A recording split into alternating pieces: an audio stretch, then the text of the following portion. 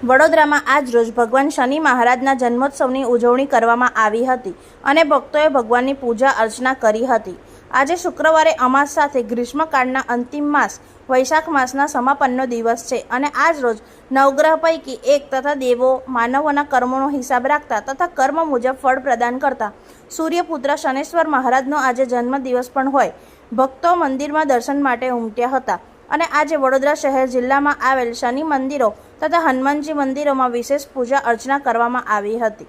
શનિ મહારાજને સરસવ તથા ચમેલીના તેલનો અભિષેક પસંદ છે.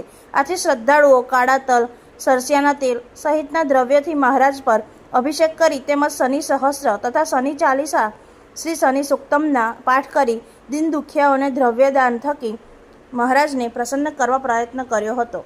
આજે કરેલું સત્કાર્ય સહસ્ત્ર ગુણ ફળ આપે છે. મહત્વની બાબત એ છે કે ન્યાયના દેવ ભગવાન શનેશ્વર મહારાજની જન્મ જયંતિના દિને શાસ્ત્ર કથન અનુસાર આજે જાતકે કરેલા જપ તપ દાન સાથેનું કર્મ સહસ્ત્ર ગણું ફૂન પડ્યા આપે છે. દર વર્ષે વૈશાખ વદ અમાસના રોજ માતા છાયાદેવી તથા સૂર્યનારાયણના પુત્ર શનિ મહારાજનો જન્મદિવસ ઉજવવામાં આવે છે. સર્વપ્રથમ સર્વે ભાવિક ભક્તોને જય શનીશ્વર. શન્નો દેવી રભિષ્ઠ આપો ભવંતુ પિતે સંજો રભિશ્રવંતુ ના. આજે વૈશાખ વદ અમાસ અત્યંત પાવન દિવસ.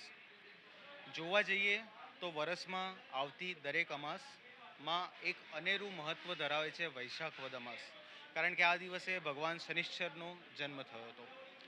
વાત કરીએ વડનગરી, સંસ્કારી નગરી અને કલાનગરી વડોદરાના હૃદય કહેવાતા વાડી વિસ્તારમાં લગભગ 250 વર્ષથી પણ વધારે પૌરાણિક શનિદેવ મંદિરમાં આજે દાદાની કૃપાથી આપણને તેજ સમારોહ આપે, એમની કૃપાથી એમના આશીષથી આજે દિવસ દરમિયાન અનેક પ્રકારના મનોરથોનું આયોજન કરવામાં આવ્યું છે. સર્વપ્રથમ આજના દિવસની શરૂઆત ધવલકુમારના સંગીતમય સુંદરકાંડના પાઠથી થઈ. તત્પશ્ચાત 11:30 કલાકે ભગવાનનું જન્મ અભિષેક પૂજન ચાલુ થશે. તત્પશ્ચાત 12:30 કલાકે ભગવાનની જન્મ આરતી છે. સાંજે ભગવાનને અન્નકૂટના શણગાર રાખવામાં આવ્યા છે અને સંધ્યાને સંગીતમય બનાવવા અને ભક્તિમય બનાવવા માટે સિમ્ફોની મ્યુઝિક ગ્રુપ દ્વારા ભજન સંધ્યાનું આયોજન રાખવામાં આવ્યું છે. વાત કરીએ દાદાના વિગ્રહની, દાદાની પ્રતિમાની.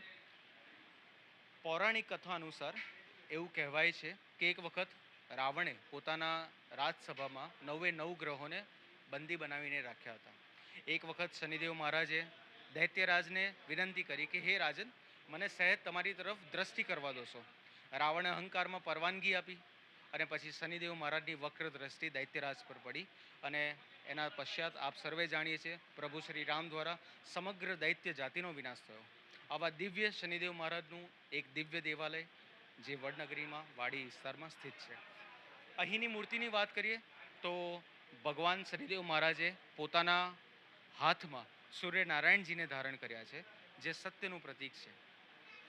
અહીં ભગવાનના સન્મુખ દર્શન એકદમ સરળતાથી દરેક વ્યક્તિ કરી શકે એ પ્રમાણેના આધ્યાત્મિક વિજ્ઞાન સાથે કાળા કસોટીના એક જ પથ્થરમાંથી આ મૂર્તિને કંડારીને બનાવવામાં આવી છે અને અહીં ભક્તોના મનોરથો ખૂબ જ સરળતાથી દર્શન માત્રથી જ સંપૂર્ણ થાય છે.